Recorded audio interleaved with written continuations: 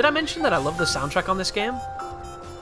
You can find it all on YouTube if you want to check them out, if you're not interested in buying it or getting the game, but just the contrast in the music, that beautiful intro piano piece I've got, and then did you hear the music just then, that funky jazz? It's got such a great contrast of different sounding music. I am Servant from 17, this is my Gravity Daze walkthrough. This is episode 8, 101 Nights, and the game is tutorializing the slide feature. So if you hold both the triggers, you will go into the slide, which steals gravity juice from you, because I don't really know what to call that energy source. In this particular sequence, they give you those crazy Ark of the Covenants to bring it back, so you can do these quite effectively. And there is some interesting eye for level design to enable you to do moments such as this, and it's something that I think could have been elaborated on and focused on a lot more than it was, but it's nice that they had it there because it sets the foundation for the sequels. Because you know there's going to be a bunch of them, because that's how sequels work these days. But the things to know about the slide: you can do an exclusive attack out of it called a slide attack, and you can upgrade it to get good damage if you want to. It takes your energy, so you can't do it indefinitely, but it's a good movement option when you need to close some distance or get the hell out of there without using the gravity powers to fly. You're not going to see me use it too much outside of occasional traversal through town, but that does not mean it's not viable, and it doesn't mean it's not useful.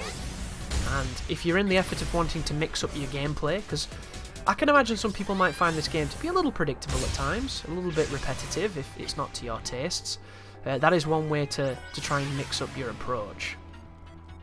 However, I do think that repetitive gameplay is a very interesting conceit these days, because back in the day, when games were really, really repetitive, where that's kind of all you could do because of the limitations, then I could really understand people saying that it was repetitive. But nowadays, repetitive seems to sell.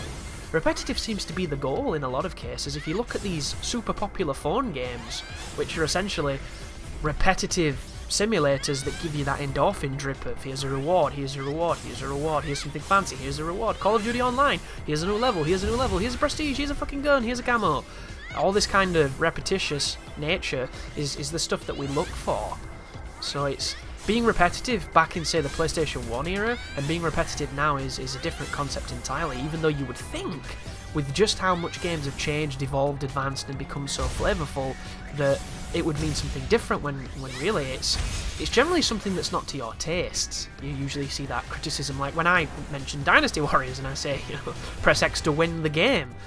That is something that could be called really repetitive. But if you look into it, and I've played a few Dynasty Warriors as much as I like taking the piss out of them, you can do a lot of different things in those games. You can mix them up.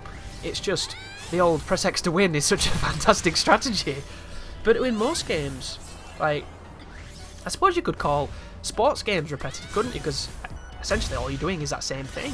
I used to think that fighting games were boring and repetitive when I fell out of love with them, because I didn't play them on a very high level at all. I played them on a rather low level. I was like the caliper on Forrest Gump's leg. That's how low I was when it came to understanding of fighting games, when really, fighting games are as close to chess as you're going to get. It's a situation that can be subtly different in a million different ways. It's an endless game, which is why they have such longevity. If you like them, if you don't like them, and you don't appreciate them, I can understand looking at them and being like, wow, this is boring and stupid and repetitive. Who wants to just throw punches? What are you going to do, block? It can be easy to dismiss things. Whereas in this game, the combat is incredibly simple, the platforming is quite simple, the gravity powers are very simple, the traversal simple. This is a game of simplicity, but it's simplistic in a way that I think is still really fun. Whereas there are other games that I find to be really simplistic and bore me to tears. A great example of this is Mad Max. I hate how I feel so nothing towards that game, because I am a massive Mad Max fan, and I'm not saying that like Darkside Phil when he's a fan of everything, then he goes on to prove how much of a fan he isn't. I was forged from my childhood watching Mad Max 2, Mad Max 1, good old Toe Cutter, Mad Max 3, we still count it even though it's rough, good old Captain Walker, and then the new one, which was a great film, even though it was kind of different in a lot of ways. Like, I used to want to have one of those leg braces, one of those calipers, I didn't realise it was a bolt into your kneecap or your ankle, depending on what part of your leg is injured. But I wanted to warp with a gimme leg. I wanted to gimp myself up to be like Mel Gibson in that movie. You know, I wanted a wife and a dog and an unborn child to be lost and taken from me so I can get all post-apocalyptic. Because that was my childhood in a lot of ways, along with, you know, Terminator and Aliens and all the other stuff, Die Hard, that I grew up on. Films that I cherish now for really, really deeply, and tried to get my nephews to watch, and they couldn't give a shit because they're too busy on their phones. So when there was a Mad Max game coming out, I had a lot of trepidations, but at the same time, in my heart of hearts, I wanted it to succeed and be a great game. And everybody I know who played it is like, oh, it's great, you know, you do this, you do that, you do this, you do that, it's cool. And then I picked it up, and I played the game for about 5 hours, and I am bored to tears. I am so bored of that game, and the only reason I'm still playing it is because I have to get a 3G achievement to fix my gamer score after getting like a 1G fucking achievement from that terrible game. And it's not a terrible game, my feelings towards it make it feel terrible, because I find it so boring, so wonderfully boring. And it's not the game's fault. The game does a decent job at being like this hybrid of really bad Arkham combat with really fun car combat and upgrades, framed in a sandbox game that's straight out of GTA San Andreas, you know. What's the other one? Saints Row. Insert sandbox game you enjoy in a big dystopian future. It's got looting, it's got crafting, it's got quests, it's got all kinds of stuff. It's got everything in it that makes those kind of games good. The problem is, I have no patience nor any will to play sandbox games unless there's a gimmick in it that I really like. For instance, Metal Gear Solid 5. Really, really like how they did stealth in that game because it was different. You know, when I first played it, I was like, wow, I don't know if I'm going to like this. This seems weird. Because I was wanting it to be like Metal Gear Solid 3. And it wasn't. It was different. And then when I learned to get used to it, I learned to really like it. But this is Raven, and this is a boss guy, so I'm going to have to stop that tangent momentarily. So Raven's pretty simple. She's going to stop to do her attack, and she's going to give you a pretty big window to attack her. And my advice, get mobile, get agile, and dive kick her. That's all you're going to need to do here, folks. Be aggressive, stay on her, and practice your high-speed maneuvers, your high-octane action. And you should do just fine, as I'm going to display here. I think this could have been so much better, but I still really like it.